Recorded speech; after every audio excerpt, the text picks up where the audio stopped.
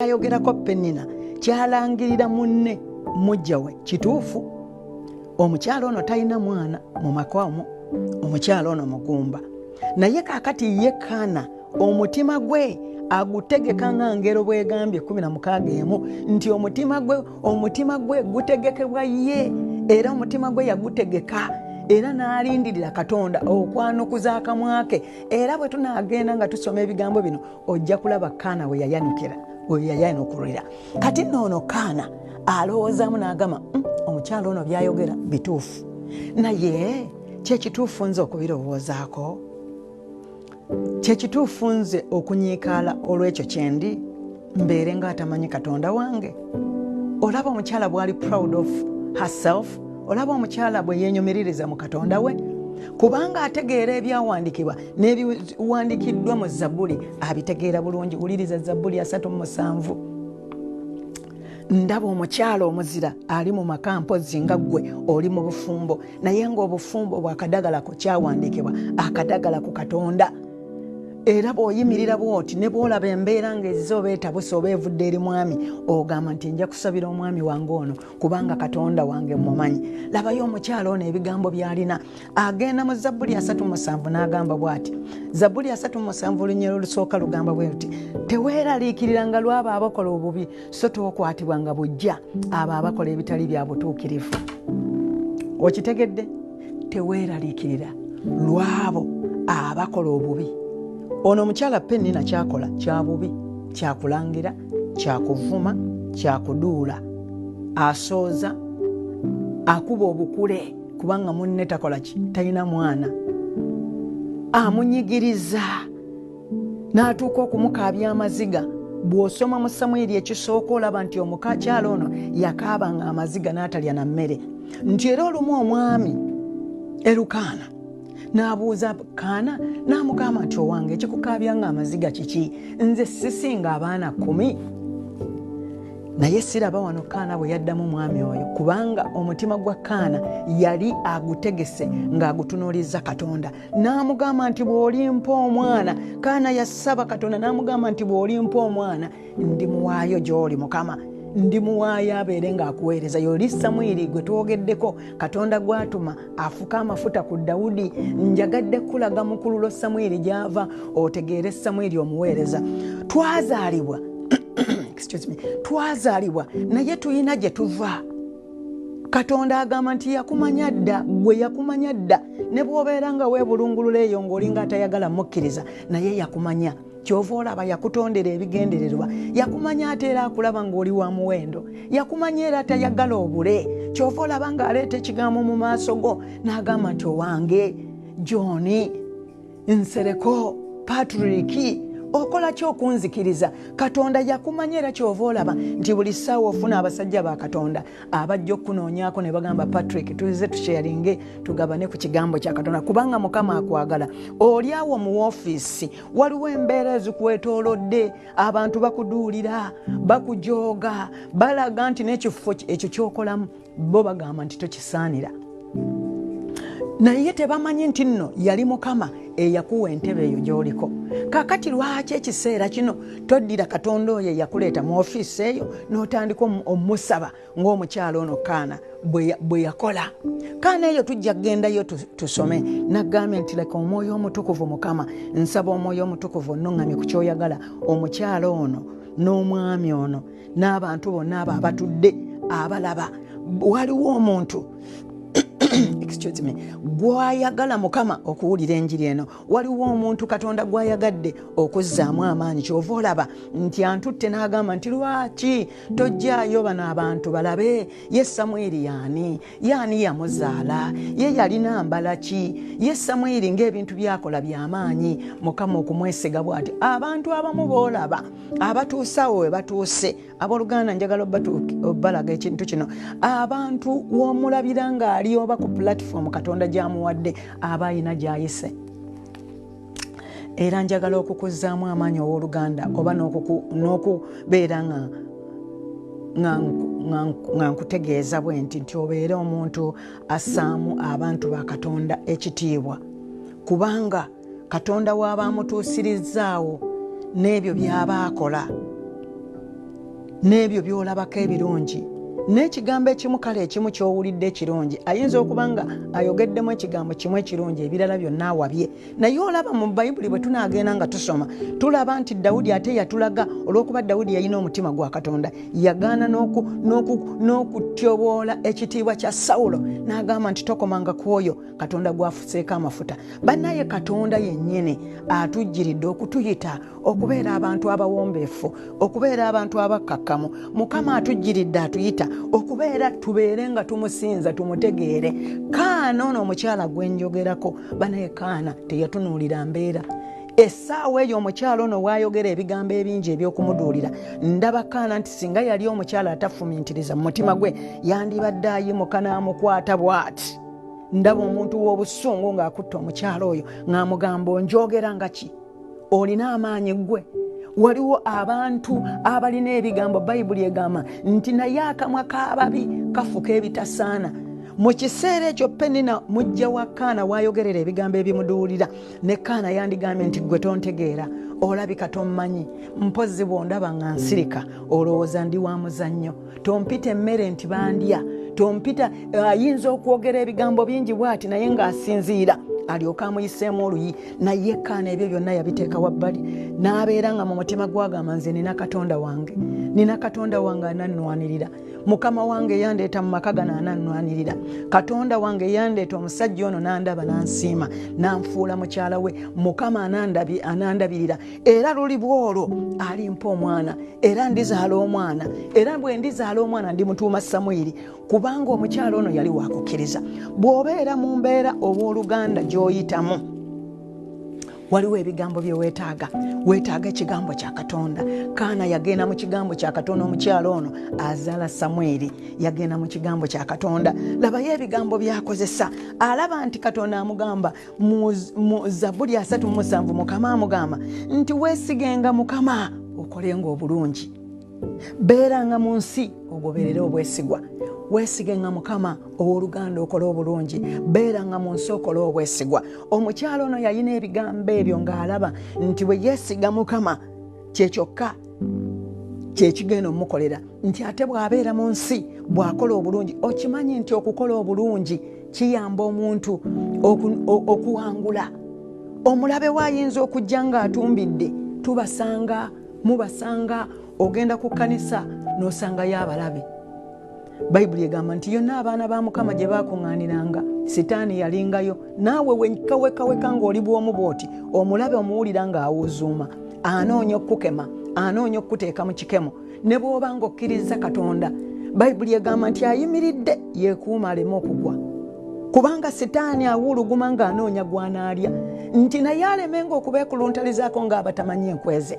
Bannaaye tulina kubeera bubeezi nga tumanyi nti no Sitaani asobola okwagala okugezaako okusuula abasajja ba Katonda naye Mukama agamba nti gwayimiridde weerinda oleme okugwagamba nti beera ng'amaaso go gatunuulizza Mukama waffe yekkayo yatuukiriza okukkiriza lwa kisa kye ffe okulokoka kyeyava asindika omwana w'omu Yesu Kristo tulokokere ku ye. Yesu Kristo kyeyava asasula omutango bwe yakufumitibwa ku musalaba n'afa n'aziikibwa n'azuukira ku lunaku olwokusatu n'azuukira gwe nange tulokokere ku ye. Era Bayibuli egamba nti oyo akkiriza n'ayatula nti Yesu Kristo yafa ku musalaba n'afa n'azuukira mu kukomererwa ku musalaba gwe nange tusobole okukola ki? Tusobole okulokoka. Naye jjukira Yesu era bwe yali ali ku musalaba waaliwo abasajja babiri abaamuli ebbali waaliwo omubbi n'ono omu n'atandika era omumwejerega mpozi nga bw'olaba mujjawo ono. Buli we tutambula mu nsi waliwo mujjawo. Oyinza okuba nga oli musajja naye naawe olina mujjawo. Oyinza okuba nga mu ofiisi nga waliwo mujjawo.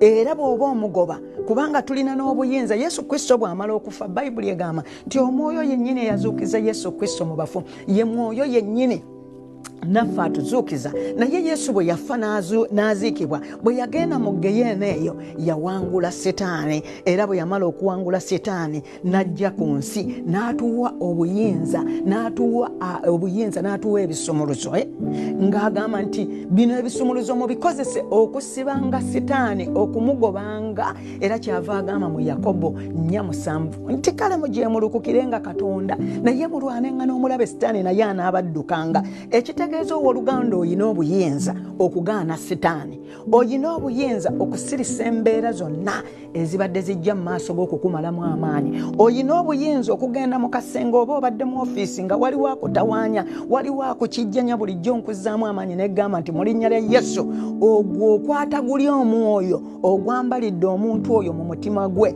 ogukucocca ogukutiizinga. Oyinza okuba waakayingira woofiisi oli n'atema akakule n'atandika okwogera ebigambo ebikutiizinga ng'abiyisa mu ngero nga bw'aseka ali mu ofiisi ne weewuunya omuntu bw'ati n'ogamba bannaye oba ono omulimu yagufuna atya?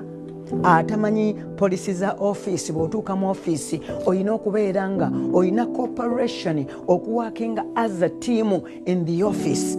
Naye kwegamba ng'omulaba ebigambo byaleeta alinga ali mu maka ate afuuse pennina. Kyova olaba nti nkugambye nti mu buli bifo we twesanga omulabe sitaani atambula awuluguma ng'anoonya gwanaalya, omulabe pennina, omulabe muwe erinnya ye pennina. Ne bw'abeera nga mulabe wa musajja ye pennina, kubanga oyo yennyini gw'olaba bokisi si yeye, naye omwoyo omubi bwe gumuyingira buli wootegeka omutima gwo okuyingizaamu emyoyo emibi ne gitandika ekiri ku mutima ne kitandika okufuluma mu kamwa, nga bwe twasoma mu Matayo 15:2 nti kale ekijjula omutima kye kifuluma mu kamwa. Kaakati olw'okubanga waggulirawo wategeka gwe omutima gwo kuyingireko ebyo, bw'otuuka mu bifo by'otuukamu, oba oli ku ssomero oli ttica, oba oli ku kyalo oli mukyala, tosobola nakuba n'abakyala kubanga eyo level bw'otuuka ku n'abakyala ng'ebigambo bye bifuluma mu kamwako tobifumintirizaako nga ebitasaana bye bifuluma mu kamwako. Abantu abaakulonda bagamba bugambi oyo tasaanidde, oyo tasaanidde. Naye kiki kye ŋŋamba nti eyo yonna gy'oli buli gye tutambulira wabeerawo ebisoomooza. Tutambula ne twambala bulungi ne tugamba bannaye katugende mu kyaki. N'ogenda mu kyaki n'osanga ng'oluusi omuntu gw'otudde wano ku lusegere naye ate afuuse pennina. Obadde omukozi ekyo ate okirina. Luli nabayigiriza ne mbagamba nti oluusi abantu babeera mu ofiisi nkyamu. Oyinza okwesanga ng'omuntu oyo akukijjanya ali mu ofiisi oba ali ku ssomero ng'awo waali si kyekyali ekifo kye, ng'ekifo ekyo bakiteekamu w'amagye oba bakiteekamu mu poliisi. Kyetwava luli tuyiga ne tugamba bannange, n'ogenda ku kyaki ogenze kusaba otegese omutima gwo bulungi, ku mulyango n'osanga Asha n'omusanga gw'ogenze weetegese osimayiringa n'alyoka kusiimuulako simayiro yo, kubanga bw'otuuka wali obeeranga gwe wayombye naye. Oyagala omubuuza ntuulira wanga ye akutunuulira amaaso agajja waggulu agate. Naye kyova olaba nti ffe bwe tumala okutegeera Katonda tumusaba Mukama n'atuluŋŋamya okutuluŋŋamya mu makubo amatuufu, ate okutuluŋŋamya mu ebyo bye tulina okukola ebituufu, ate okutuluŋŋamyanga n'okwogera n'engeri gye tuyisaamu bannaffe. Naye bwe nzirayo eri ebigambo binyuma bingi, naye bwe nzirayo ndaba omukyala Kaana ono nga yayimirira n'atawangulwa mukyalo ono mujja we, era mu kusaba okwo tujja kuddayo era ejja kuba Samoni Namba. Naye mu kusaba okwo Kaana yasaba Katonda era Bayibuli egamba nti bwe bagenda okusaba olunaku oyo eri we yamugamba nti naye mukazi gwe olituusaawo okujjanga mu kkanisa ng'otamidde, kubanga omukyalo ono nababuulidde nti yasaba n'ajjula omwoyo n'atandika okwogera mu nnimi. Ono omusajja Bayibuli egamba nti emimwa gye gye gyatoobera. Kati kirabika munda muli ng'afuukuuse ne prayer wali osabyeko. Banaye tusobola okusaba ne tufuukuula omubi, ne tugoba omubi, ne tugoba enkola z'omubi oyo Pennina abadde akwesimbyemu musabira era mugoba mu linnya lya Yesu mu bulamu bwo. Bapennina bonna abali mu bibanja byo, Bapennina abakwetoolodde ku neighborhood, mbalagira mu linnya lya Yesu era mbagamba nti bakufiire mu linnya lya Yesu. Nsaba naawe osaba, oba mujjawo oba mu bufumbo bwo nga waliwo ebitabuse, nga waliwo akwesimbyemu, oba ku neighborhood oba mu kyaki, mu linnya lya Yesu gwe goba omwoyo ogwo omubi, kubanga tuyina obuyinza. Bayibuli ekyogera tuyina obuyinza. Matayo 18:19 Bayibuli egamba nti yatuwa obuyinza nti kye tunaasibanga ku nsi kinasibibwanga mu ggulu. Kye tusumulula ku nsi kisumulwa mu ggulu. Ne olw'ekyo mu linnya la Yesu siba buli mwoyo gwonna gw'olaba. Siba omwoyo omubi okuva ku pennino yakwesimbyemu ogambe nti omwoyo omubi ogwa nakapanka, omwoyo gw'olugezigezi, omwoyo ogw'okuvuma, omwoyo ogw'olugambo, omwoyo gw'okuyiyiriza, omwoyo gw'okunyigiriza. Gyonna ngigoba mu linnya la Yesu. Gw'omwoyo gw'okunjeeyereza, gw'omwoyo gw'obukoddo, gw'omwoyo gw'okwesitula, omwoyo gw'okwegulumiza nkugoba. Nviiraako ddala, genda mu bunnya obutakoma, kubanga bwe tugoba emyoyo gye emibi tugigoba ne tugigobera eyo mu nsenyo enkalu, ojja kulaba ng'omuntu apapala nga omwoyo gumubuukako. Ojja kutuuka ku muntu oyo ng'omulaba ng'asobola okubuuza obulungi nga sitaani yamwamukako dda. Giba myoyo egiyingira mu bantu. Kasita oggulawo omutima gwo n'oyingizaamu sitaani yajja okufuga obulamu bwo.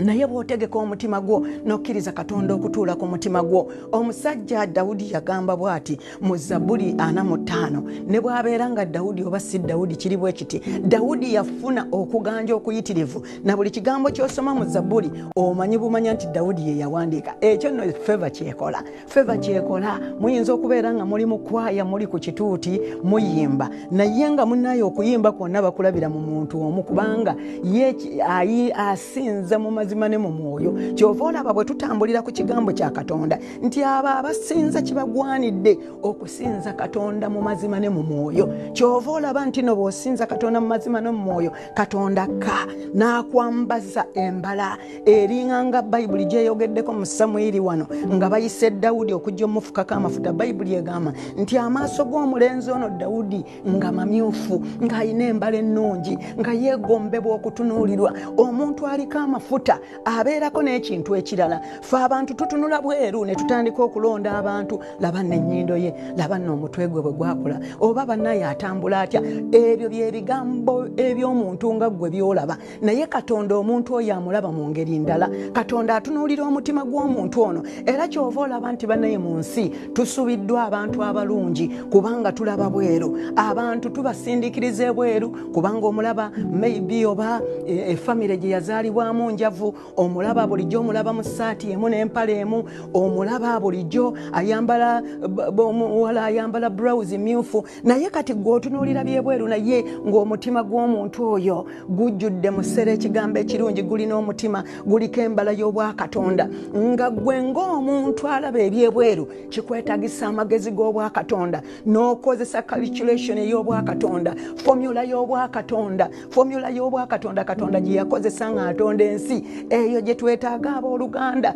Bwe tubeera ne Katonda tutambula tubalirira. Era bwe olaba omuntu alinga bw'atyo, bw'omulaba omuntu yenna yeetaaga kuzzaamu maanyi, omuntu yenna yeetaaga kumulaga kyakkola. Omuntu yenna ne bw'aba atambula nga dde eno kikwetaagisa eddoboozi ery'obwakatonda okuzzaamu omuntu ow'amaanyi. Kyova olaba ffe ng'abaweereza Katonda baayise mu mazima ne mu mwoyo tubuulira ekigambo kya Katonda nga tuzzaamu abantu amaanyi, nga tubuulira enjiri. Gw'atamanyi Katonda, Mukama takugobera bweru, akuyita buyisi n'agamba nti mujje gye ndi mwenna abakooye era abazitoowereddwa, nze wendi okubawummuza. Mu Matayo 11:28 Mukama agamba agenda kuwummuza. Okooye, bw'oba okooye ng'oli ku kisenge, aba family members bonna baakukyawa, wagenda n'omala n'obeera ng'olina ebibanja, n'obeera ng'ozimbye amayumba, buli omu bw'akutunako n'agamba nti oyo ekyo kyokka kyokka. Naye ono omukyala Kaana gwe mbagambako ng'alina okuganja okuyitirivu eri omwami we. Yadde teyalina mwana, naye Bayibuli eyogera n'egamba nti ono omukyala yalina okuganja nga yaganja eri omwami we. Okiwulira? Kakati kino eky'okuganja, ono alina abaana penni n'alowooza nti okuganja kwandibadde eri wuwe. Naye okiraba Katonda bw'atunuulira omutima. Katonda yatunuulira omutima gwa Kaana nga gwa bwa Katonda. Bino eby'ensi tebitulemesa kubeera nti nno Katonda atwagala. Oyinza okuba ondaba bweru naye ng'omutima gwange gujjudde Katonda, gujjudde mu ssere ekigambo ekirungi, gujjudde okwagala. Nga njagala abantu bannaye, okwagala abantu nga bwe bali y'enjawulo, bannaye okukola obulungi y'enjawulo. Tova mu mbeera ng'omulaba akutomera, naye tunuulira Katonda oyo omutuukiriza w'okukkiriza kwo. Katonda anaakunonola, akuggyayo mu kinnya, akwagala nga bw'oli kasita gw'otegeka omutima gwo. N'olwekyo tulaba omukyalo ono nga agoberera ebyawandiikibwa bino nga Mukama amugambye nti teweeraliikiranga lwabo abakola obubi, so tokwatibwa bujja ku ebyo bye boogera, tobiwuliriza. Kuuma omutima gwo. Ngero 2:3 agamba nti kuuma omutima gwo. Ak'oluzungu kanyumira nnyo nti guard, obeera nga ataddeko ebigaadi nga kuuma omutima gwo. Tokkiriza buli jjanka abantu gwe boogera okumuteeka mu mutima gwo. Ono omukyala Kaana bw'oba yali abiwulira naye mmanyi nti yakuuma omutima gwe n'atateekamu bigambo bya mujja we mu mutima gwe, n'asigala ng'ali mu embeera eya bulijjo kubanga omutima gwe yagutegeka nga gulimu Katonda. Ye yalinga mu kwesabira ng'ali mu kusiiba. Ky'ova olaba ekigendererwa ky'ebyawandiikibwa bino kubanga bya Katonda. Bw'osoma ekyawandiikibwa n'omala okifuna n'okiteeka ku mutima gwo ne bw'oba otambula oba osaba. Kaakati labayo abantu abamu muweddemu amaanyi, abamu bali eyo olw'okuba tewakyali kukuŋŋaana. Omuntu yakyawakyawadde okusaba olw'okuba nga takyagenda ku kkanisa. Ate nga ne ku kkanisa munnaye bwe wagendangayo oluusi bw'otuuka mu kkanisa otandika kulaba bifaananyi, otandika kubeera ku text message. Kaakati ebintu nga bino n'obeera nga tewafunayo yadde layini emu esobola okukuyamba okulwanyisa embeera eno eya COVID. Bannaaye bino ebintu bitulaga Katonda. Dati nti mu biseera eby'ennaku abantu abategedde Mukama nti ali tukwekera wawakwekerwa, nti embeera tezitusaanyengawo. Katonda agambye nti taatuswazenga mu biseera ebizibu ebiringa ebya COVID. Mukama ajja kulabirira. Katonda asobola okuliisa. Owooluganda kye njagala okuzzaamu amaanyi kati nga ngenda okubeera nga nzijayo akantu kaffe kali tumale. Katonda okyayinza omukkiriza ne kaakano. Obudde tebunnayita akwagala. Ekigambo ky'oyinza okukola kwe kwenenya mu maaso ga Katonda. N'omugamba munnaaye, Mukama onsonyiwe olw'okubalaata. Onsonyiwe Mukama, nali sikutegeera. Naye mu biro bino ebya COVID-19 nga nkutegedde bulungi, nkutegedde nga n'enjiri sinnagiwulira. Katonda Bayibuli egamba nti asonyiwa. Era Dawudi yawangula nnyo olw'okubeera nga Dawudi ekyamuleetera okubeera nga alina omutima gwa Katonda. Teyeekwekereranga bwe byamulemanga ng'agamba Mukama nti onsaasire nze mu kisa kyo. Mu bungi obw'okusaasira kwesangula ebyonoono byange byonna. Onnaalize ddala mu bubi bwange Mukama. Onnongoose mu kwonoona kwange kubanga njatula ebyonoono byange. N'ekibi kyange kiri mu maaso gange bulijjo. Kubanga njatula ebyonoono byange n'ekibi kyange kiri mu maaso gange bulijjo. Nga kimutawaanya, temptation ng'emutawaanya Dawudi. Naye kati ekireetera Dawudi okuba n'omutima gwa Katonda kubanga teyeekwekerera. Bannaye bwe tuba tetwekwekeredde waliwo ebibi ebituswaza ne bannaffe okubiwulira olw'ensonga nti omuntu yaaliwo okukuyeeya. Abantu bayeeya. Omuntu nga tannakulaba ng'olina ky'okoze ajja kukuyeeya, naye ate naye ng'alina ebintu byakola lwakuba mubadde temunnabiraba. Kakati nno wano wali Kaana kye yava akola ki? N'agamba nze kanneesige Mukama nkole obulungi era mbeere mu nsi ngoberere obwesigwa. Ky'ova olaba abooluganda bwe tubeera ne Mukama, bw'olaba omuntu ng'alina embeera enzito gy'ayitamu oba mbi oba enjala emuluma. Kakati ekinneewuunyisa omuntu kwe kulaba omuntu ng'enjala emuluma oba omuntu nga bambi talina na byakwambala ate n'oseka. Omuntu n'olaba omuntu ng'azirika, atawaana azirika, oba ali mu maka ge gaggwaawo, omwami amuleseewo, takyalina kyakulya, kakati n'odda wali n'oseka n'okuba obukule. Waliwo ebintu ebimu by'otunuulira naye ng'omuntu alina Katonda. Bayibuli egambye nti omutuukirivu afumintiriza okwanukula. Ekyo kyekindaga nti omutuukirivu ajja kuwulira buwulizi nga bw'alaba omuntu ng'ayita mu mbeera naye akwatibwako n'akomebwako n'agamba bannaaye abantu bano beetaaga okuyambibwa. Bannaaye abaana bano tubaireko kye tubakolera. Omuntu omutuukirivu amanya ekyokukola kubanga aluŋŋamizibwa Katonda. Eŋŋendo ze aziyiringisa ku Mukama. Mpozi naawe olwaleero kye kino kye weetaaga. Nga bwe nkugambye nti Dawudi teyeekwekerera nga kyonoono kyamuleetera ne bwe yayitanga mu mbeera nga bino bimusindiikiriza okubeera ng'agamba Mukama nti nkubulira olwaleero nina gwe nzise. Olwaleero bannaaye nnyonoonye. N'agamba Mukama gw'oba onsaasira. Nsaasira nkoze ekibi mu maaso go. Laba nze natondebwa mu bubi ne mu kwonoona mmange mwe yanzaalira. Laba ggwe oyagala eby'omunda eby'amazima era ne mu mwoyo ogutalabika onommanyisa amagezi. Dawudi ng'agamba nti mu mwoyo ogutalabika leeta amagezi mwoganteekemu nsobole okubeeramu akategeera. Mukama bw'akuwa akategeera otambula mu nsi ng'obalirira. Mukama bw'ajjako ekifu ku maaso gaffe tulaba mu nsi ey'omwoyo. Mukama bw'ajja envumbo mu matu gaffe tulabisa amatu ag'omwoyo. Mukama bw'ajja ekikutte omutima gwaffe tugugulirawo Katonda n'otambula ng'oyagala Mukama, n'otambula kubanga Katonda atudde mu ggwe kwagala, otambula ng'oyagala abantu. Nkimanyi bulungi nti omukyalo ono gwe mbagambyeko Kaana yali ayagala mujja we, kubanga singa era yali tamwagala yandivuddemu ne bavaamu olutalo ne batandikira ddala okulwana. Naye yalina okwagala, ng'ayagala famire yonna, ng'ayagala abaana bonna. Naye bannaye Kaana ono yasaba omwana, era bwe yava mu kyakya awo omusumba we yamubuuliza nti ye ggwe olituusaawo okujjanga ng'otamidde? N'amugamba musajja wa Mukama, nze sitamidde, naye nfuka byonna ebindi ku mutima ebinnuma. Ng'amugamba nti nze nsaba Katonda ankolere, nange ankolere ekikulu.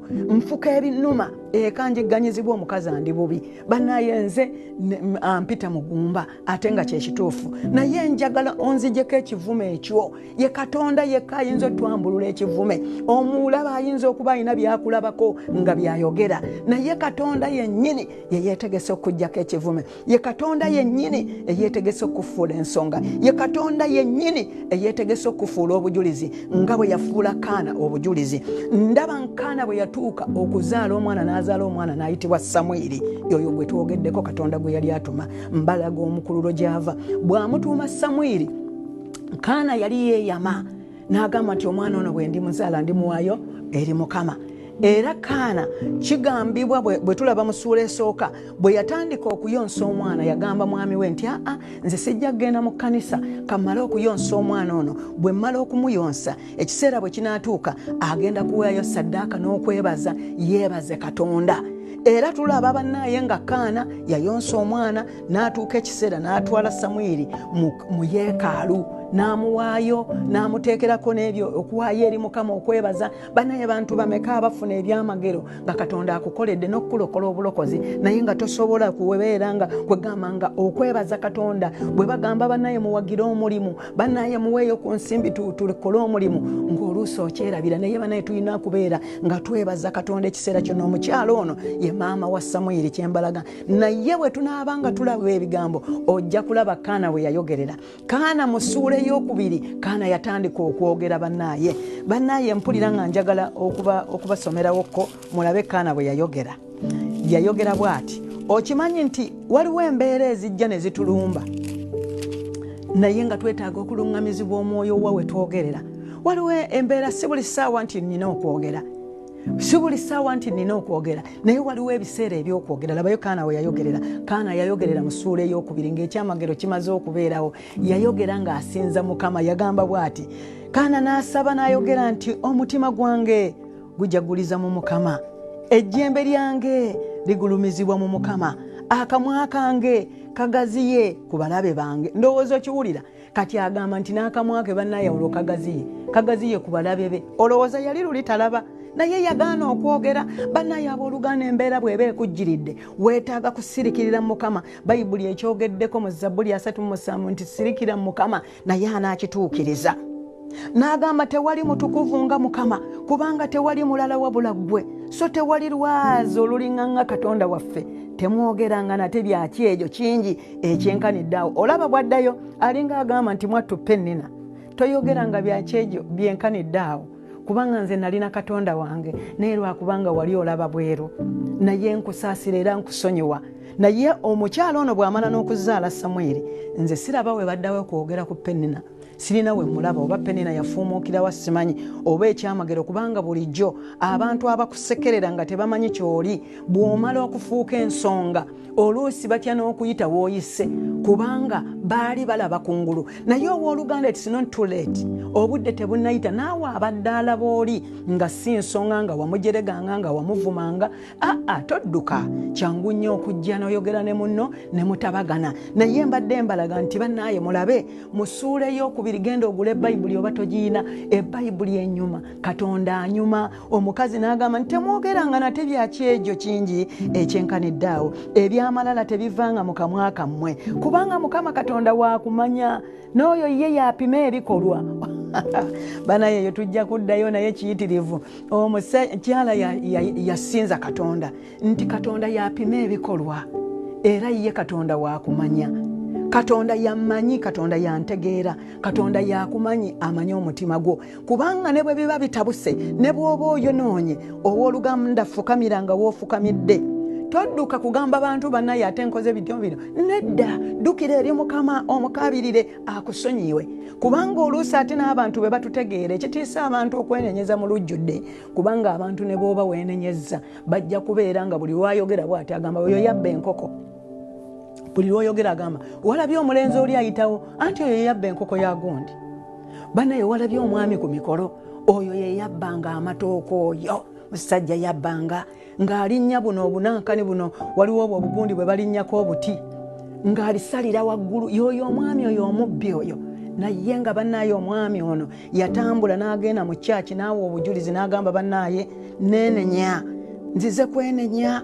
Olunaku olwaleero nsalawo n'omutima gwange nguwaayo eri Mukama. Naye bannaye kambabuulire abantu tebeerabira balaba nnyo ku ngulu. Naye Katonda azze mu biseera bino ebya COVID agamba kyusa emmeeme eyo, kyusa omutima gw'olwaleero, va mu bikolwa byonna by'obadde okola. Nze Katonda omulamu akulokola, nze Katonda omulamu akuyita, nze Katonda awa amanyi ebyama, manyi abantu bange, nze nabayita, nze Katonda asonyiwa, Katonda asonyiwa ekibi ekinene n'ekitono. Owange lwaki obeera ku munno n'obeera ng'omuyeeya? Katonda amumanyi. Gwe ky'olina okukola buulira enjiri y'obwa Katonda. Katonda agenda gifukirira era lubiriba olwo omuntu ono agenda kulokoka. Kubanga abooluganda kino kiri bwe kiti ebiseera ebisinga tumala obudde ne tubimala ku bantu. Ndaba omukyalo ono Penina nga yamalanga obudde talinayo na budde bwa kusaba. Kubanga Bayibuli egambye nti omukozi w'obubi tatereera okuggyako ng'alina gwagwisizza. Buli ssaawa aba alowooza kukola bubi, aba akuyiyiriza bubi. Naye Bayibuli egamba nti segulira obubi, segulira obusungu, ogoberere emirembe. Bw'obeera n'amagezi ga Katonda buli ssaawa agenda kukuwa amagezi obeere nga awali akabi toyitawo. Abooluganda njagala okutegeeza nti bw'oba obadde eyo ng'olina ekifo ky'olimu, gino gy'emikwano gyo, bano be bantu bo. Naye nga bakuliko buli ssaawa bakuyeeya bakuvuma funa amagezi olunaku olwaleero oddukire eri Mukama. Era Bayibuli etugambye mu Zabbuli nti omugezi bw'alaba awali akabi tayitawo, naye omusirusiru y'ayita awali akabi. Naye njagala okusabako naawe olunaku olwaleero okkirize Katonda olunaku olwaleero akulokola, akumanyi. Yadde obadde oyita mu mbeera ey'okujeregebwa, Mukama akuyitawo era agenda kukulwanira nga bwe yalwanira Kaana. Kaana ye maama wa Samwiri. Era ebitundu byonna tugenda kubyongerako tulabe embeera zitusindiikiriza ne tumanya Katonda ne tumunoonya n'alyoka atufuula ensonga. Era nsaba ekisa kya Katonda okkirize Mukama. Gamba nti olunaku olwaleero Mukama nkukkiriza nkusembezezza, mmanyi nti gw'ogenda okunnwaniramu embeera zino zembadde mpitamu mu ofiisi nga nkaaba waka mu bafamire members bange mu kyaki. Mukama akumanyi. Gamba nti wammanya Mukama. Era olunaku olwaleero nkukkiriza era ndokose mu linnya lya Yesu. Weebale nnyo Mukama kubanga gw'olokola ababo. Mukama akukyalidde olwaleero. Mukama akuwa omukisa. Amiina. Amanya gange nsigadde ndi May. God bless you. Amen. Amen. This is Diaspora TV, your #1 global network.